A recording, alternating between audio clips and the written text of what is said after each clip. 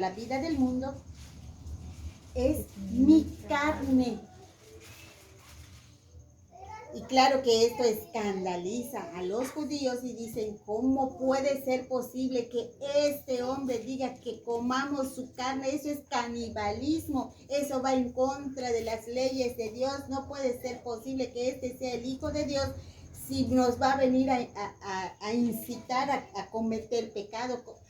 Primero lo tienen que matar. Y después lo tienen que desollar y descuartizar para que lo puedan comer. O sea, todo esto es una matanza. ¿Cómo puedes decir que es el Hijo de Dios? No podían comprender lo que Jesús estaba diciendo. Porque él mismo lo está recalcando y más adelante lo vamos a ver. Dice, el pan que yo les doy es mi carne. El pan que yo les doy es mi carne. O sea, que él no se estaba refiriendo propiamente a la carne, sino al pan que él lo iba a convertir en su cuerpo.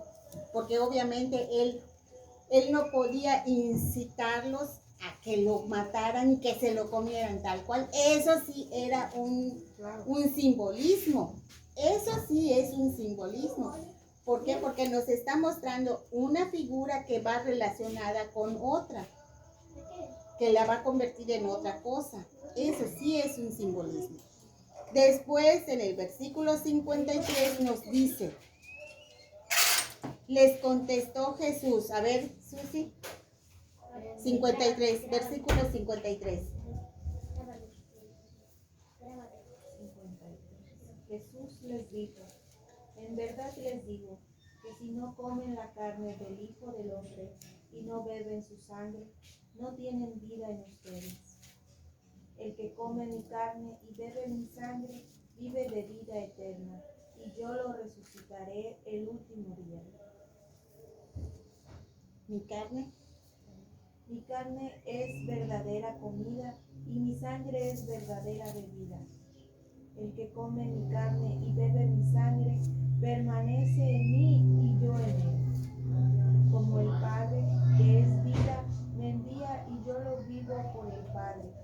Así quien me come vivirá por mí. Hasta ahí.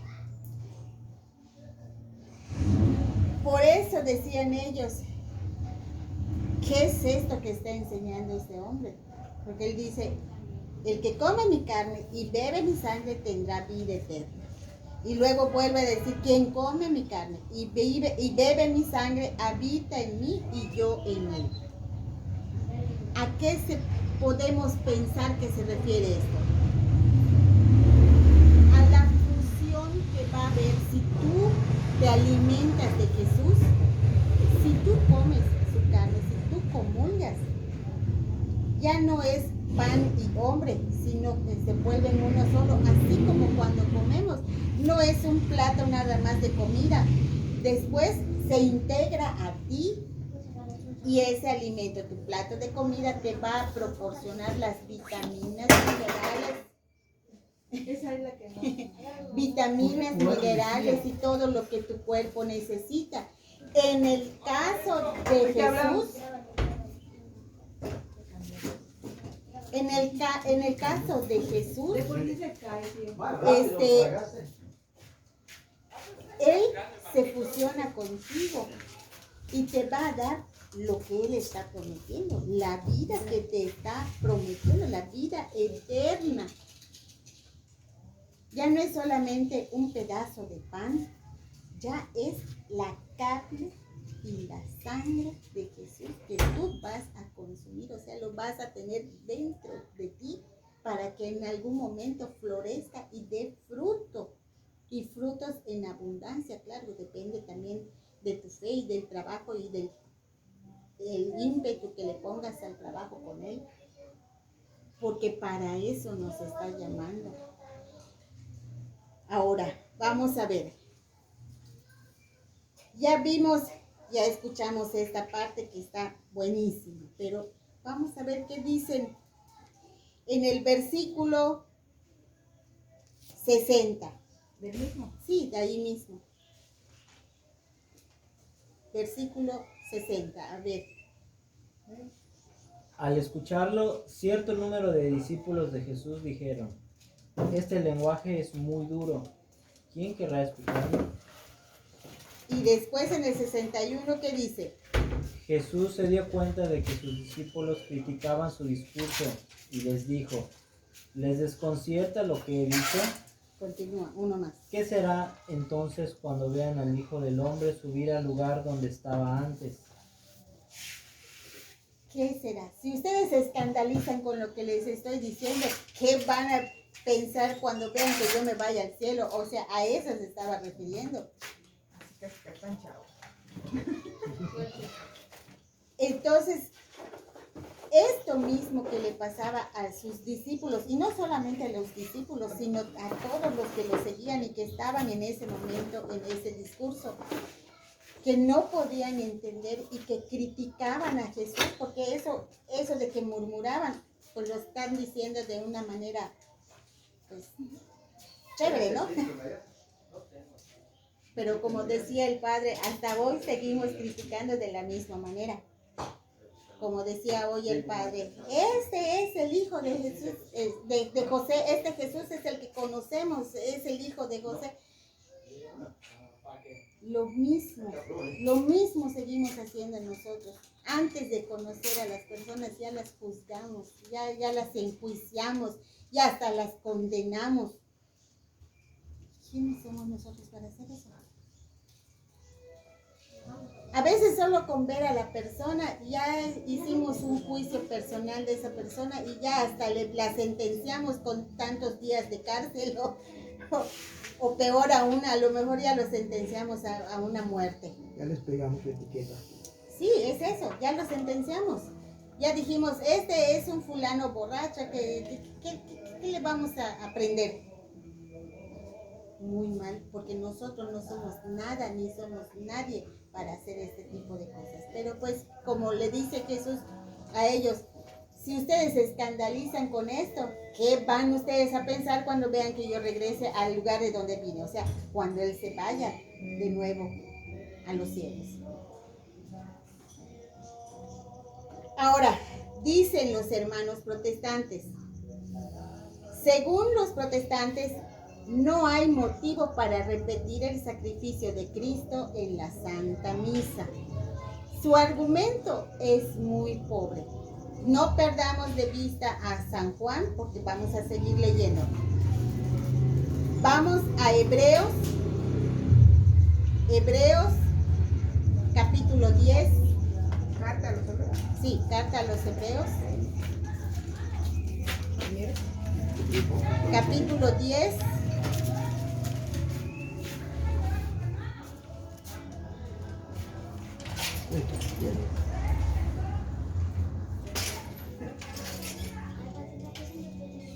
Solo versículo 10. ¿Qué dice? Esta voluntad de Dios de que habla es que seamos santificados por la ofrenda del cuerpo de Cristo. Jesús hecha una sola vez. Y para siempre. Eso que, bueno, aquí así concluye. Hecho de una vez y para siempre. Este es el argumento que ellos dicen que porque ¿para qué tantas misas? Se dijo que una vez. Sí, según ellos, esto es una sola vez y para siempre. Pero esta cita está sacada de su contexto. Ahora vamos a entender qué es lo que en realidad quiere dar a entender el escritor. En este ¿Qué caso, capítulo tiene? 10. Hebreos. Hebreos. Ahora vamos a leerlo desde el versículo 1 hasta el 21. ¿Ves? Léelo.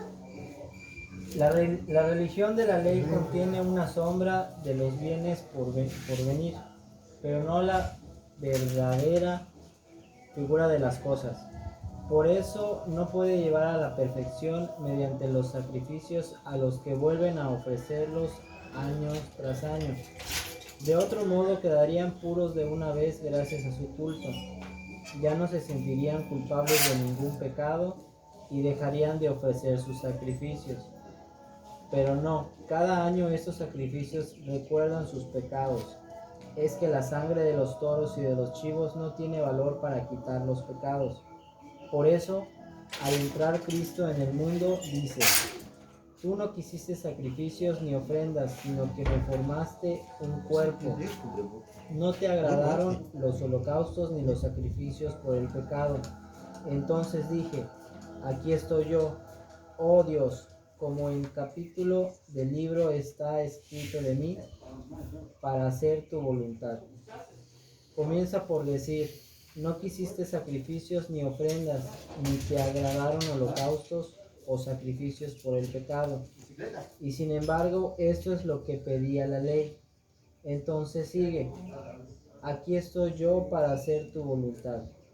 Con esto anula el primer orden de las cosas para establecer el segundo. Esta voluntad de Dios de que habla es que seamos santificados por la ofrenda del cuerpo de Cristo Jesús, hecha una sola vez. Continúa. Los sacerdotes están de servicio diariamente para cumplir su oficio, ofreciendo repetidas veces los mismos sacrificios que nunca tienen el poder de quitar los pecados.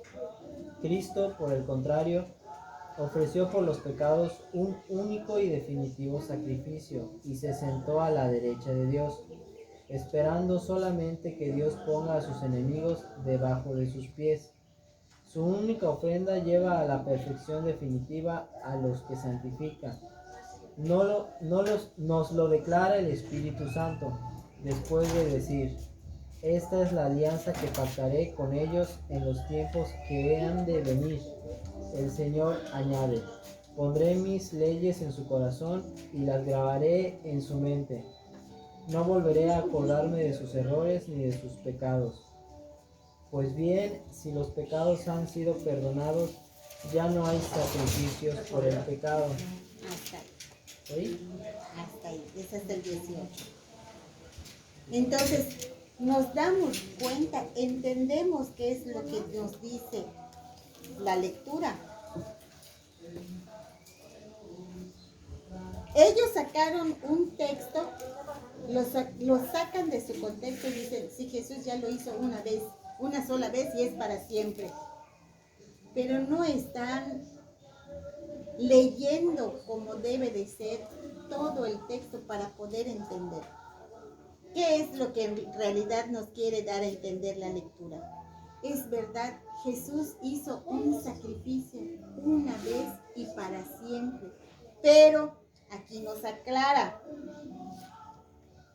estos sacrificios sirven para hacerles recordar sus pecados año con año. Pero están hablando aquí de la Pascua. De la Pascua del Señor, que hay que celebrar año con año.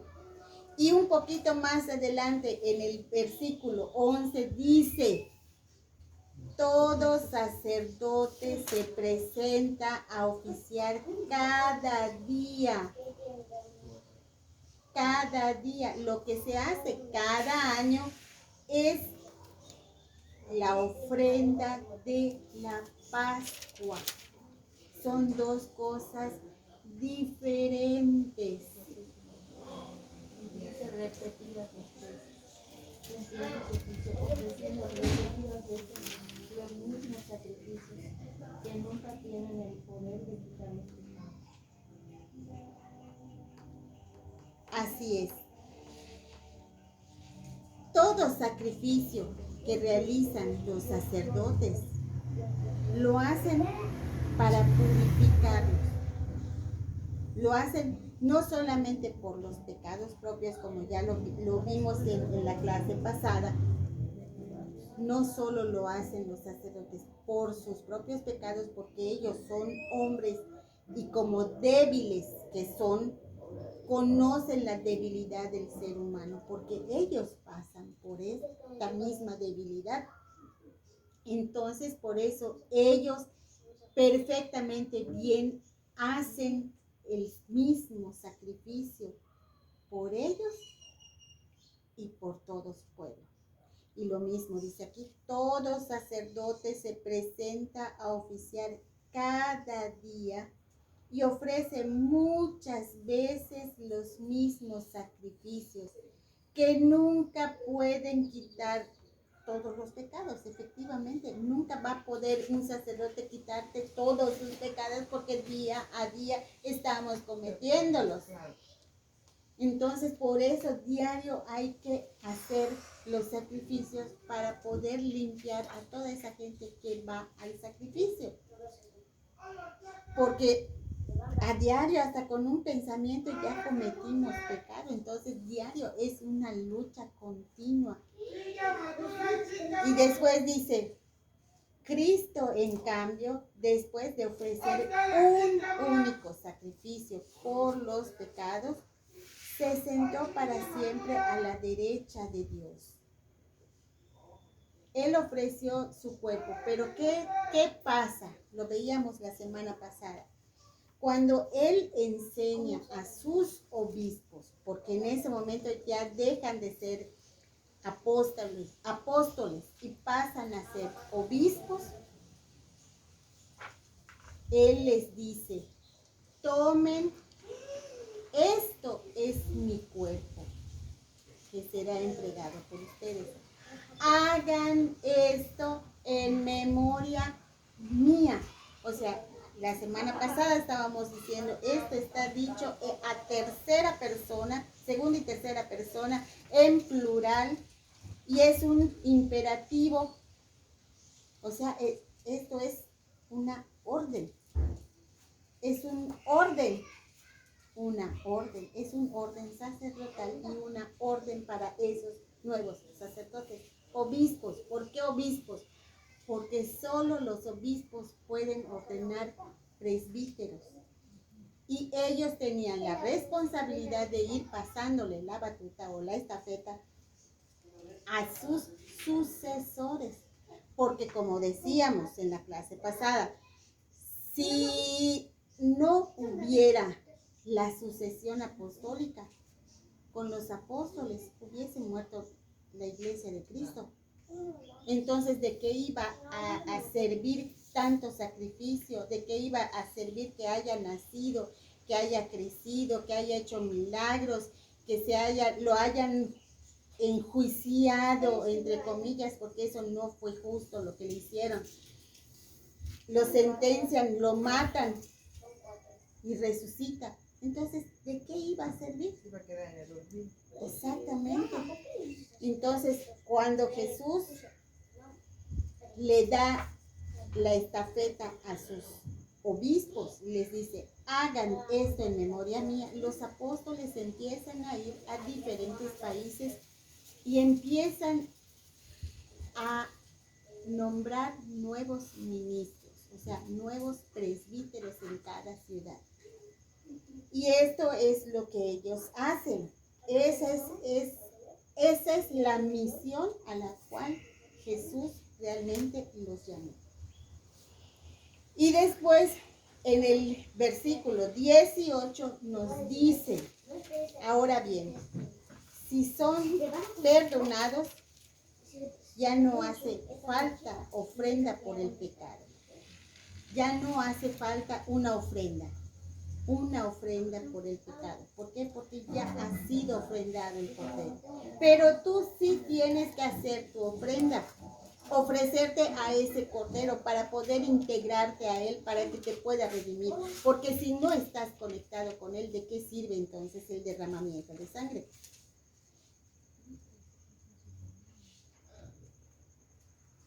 Si no estás pegado a él, pues no sirve de nada. ¿Por qué? Porque tú lo haces inválido. Pero si tú te conectas a ese cordero que ya murió, él te está salvando porque estás conectado a él. Es como tu celular, si no tienes la señal, puede que haya un internet muy bueno, pero si tu pila no sirve, no va a servir de nada que tengas el internet más re chévere que haya, ¿no? Porque pues si no sirve tu celular, pues ¿para qué? Pues ¿para qué? Y ese es el argumento de nuestros hermanos separados. Vemos que es completamente inválido porque no tiene un fundamento. No tiene un verdadero fundamento para decir, no, pues es que la misa no sirve de nada. No tienen un fundamento. Y después nos dice el material. Jesús, como buen pedagogo, enseña con un discurso. Ya vimos el discurso. Lo desarrolla con ejemplos. Nos explica perfectamente que ese pan va a ser su cuerpo. No hay de otra. Ese pan va a ser su cuerpo, porque él mismo lo dice. Este pan, el pan que yo les doy para la vida del mundo, es mi carne. O sea, aquí nos da el ejemplo perfecto de su pedagogía, de lo que ya nos enseñó con su discurso. Nos enseña el sentido de su discurso. Ya vimos, si ustedes se escandalizan de esto, pues ¿qué van a pensar cuando vean lo último? Y por último, enséñalo ya, realízalo ya enseñado. Eso lo vamos a ver un poquito más adelante cuando él dice, hagan esto en memoria mía, que en realidad ya lo vimos con la orden sacerdotal, con el orden sacerdotal.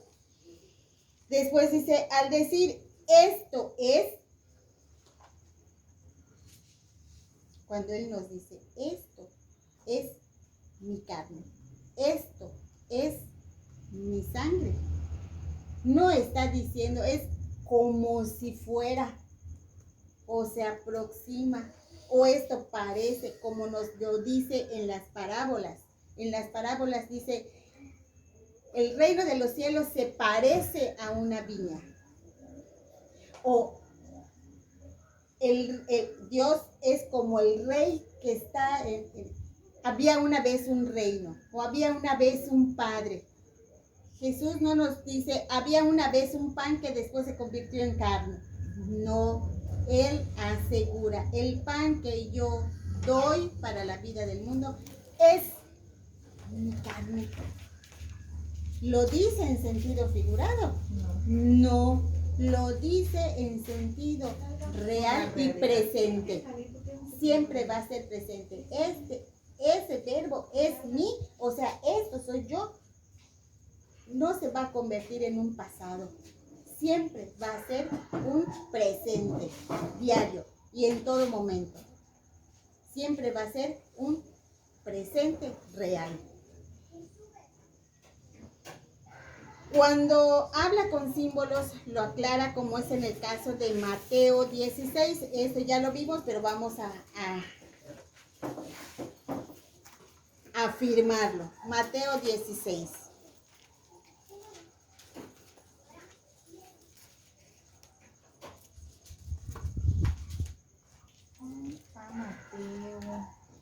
Es el primero del Nuevo Testamento. Mateo 16, no pierdas a Juan. Mateo 16, versículos del 6 al 12.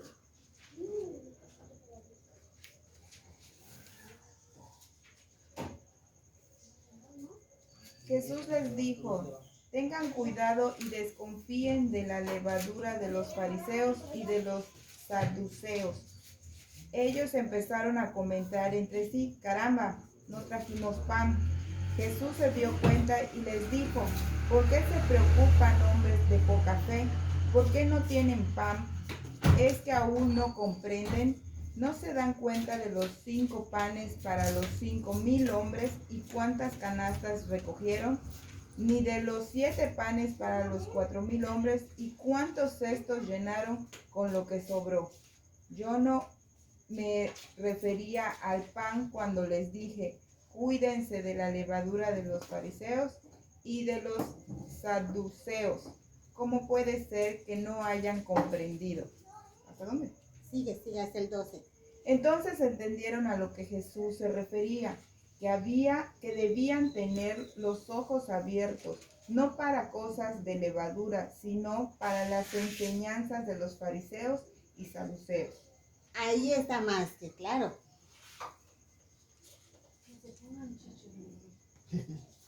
Ahí está más que claro. Cuando algo sus apóstoles, sus discípulos no entendían, Jesús los reprendía, pero los enseñaba. Caramba, ¿cómo es posible que no se den cuenta? Dice, ¿cómo es posible que no se... Yo no estoy hablando de panes mensos, diría yo, ¿no? Mensos, no estoy hablando de eso. Estoy hablando de las enseñanzas. Pero ¿por qué lo refiere con la levadura?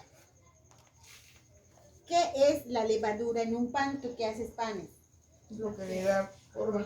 Es lo que lo hace, pan. Ujú. Lo Porque si infla, no le da sería nada más consistencia. una tortillita aplastada. Exacto.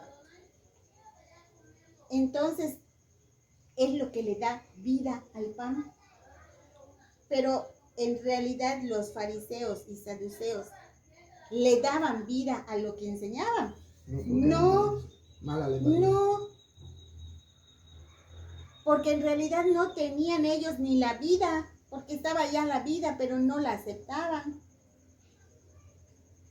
Y por eso les dice, qué duros son ustedes de corazón, que no entienden. De poca fe. Hombres de poca fe. Y lo mismo nos pasa a nosotros. Nos convertimos en hombres y mujeres de poca fe, porque a veces tenemos un problema, pero le decimos al Señor, Señor, ayúdame. Y ahí se quedó, te miras y te vas. Pero fue solo una vez que le pediste ayuda, pero además no se lo pediste con fervor. Pero además, ¿tú qué vas a dar a cambio? Porque todo, hasta con el Señor son intercambios. Son intercambios. Acordémonos de Abraham.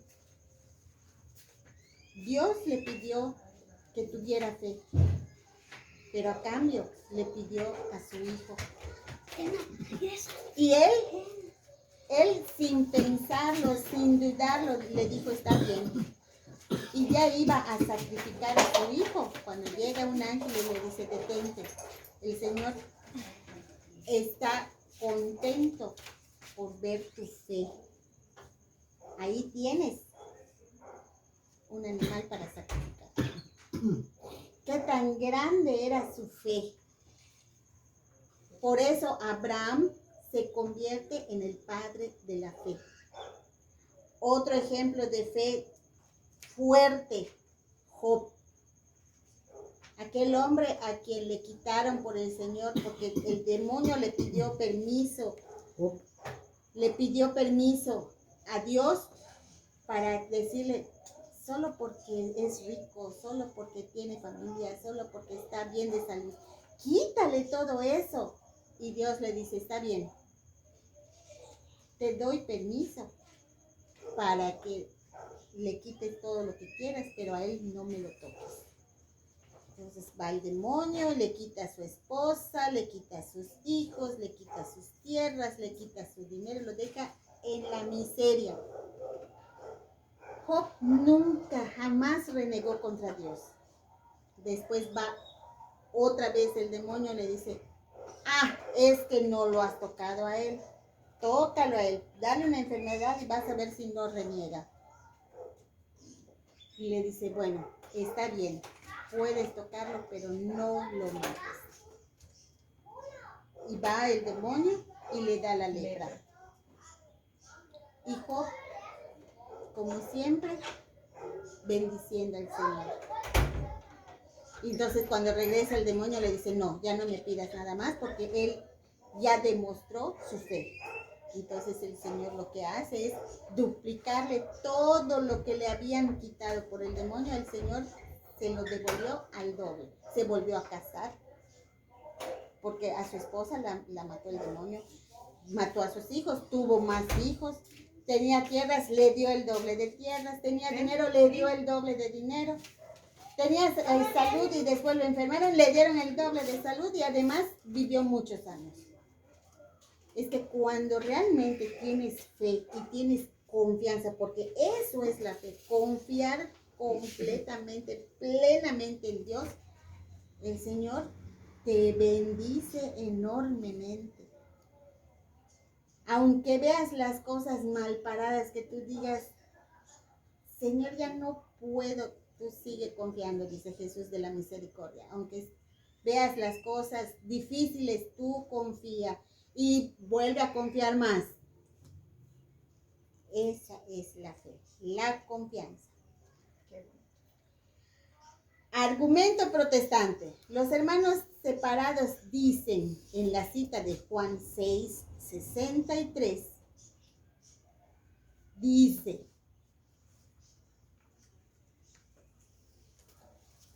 los hermanos separados de esta cita se basan para decir que es puro simbolismo cuando habla de su carne y de su sangre, que vemos en el versículo 63.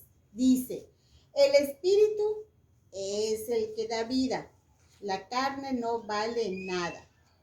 Las palabras que les he dicho son espíritu y vida.